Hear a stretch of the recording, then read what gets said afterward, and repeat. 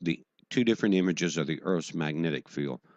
On the left is a model of a normal situation where you have the lines of force extending out and of both the north and the south pole, and they loop back around and they form what's called our magnetosphere. It's a shield from solar radiation, from radiation from outside of our solar system.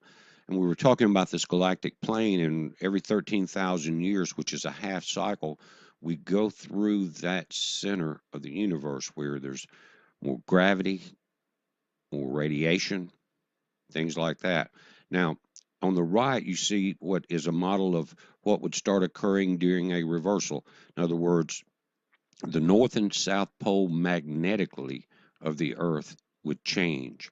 And that's been detected in lava flows and rocks in different techniques. And in Oregon, we talked about that in one a mountain there on an extinct volcano, they tested the lava and it had hardened in that day.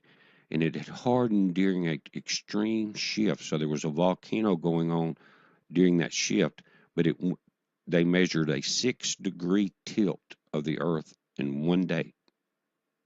Now, scientists around the world now are starting to notice that it's starting to change.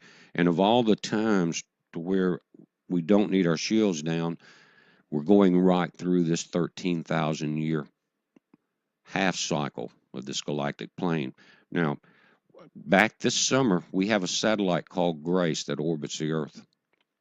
It measures the gravity field. You can see this July 2013, guys. And we're getting more, and it does this in the summer more. But this year, we're starting to get extreme gravity pulling at the equator. Now, you see the red line? That's over the northern part of South America, just below. You see Central America there, Cuba coming out there. That's right over that area, and they're saying it's due to magma flow.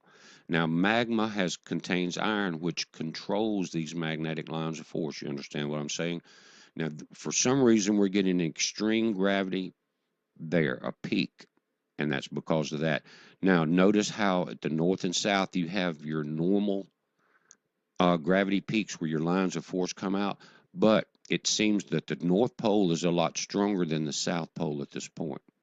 So, and one thing to remember is that they're saying that even though the lava can be shifting, it's not directly connected to the Earth's crust, so it may not be an immediate tectonic um, effect as far as earthquakes and things like that.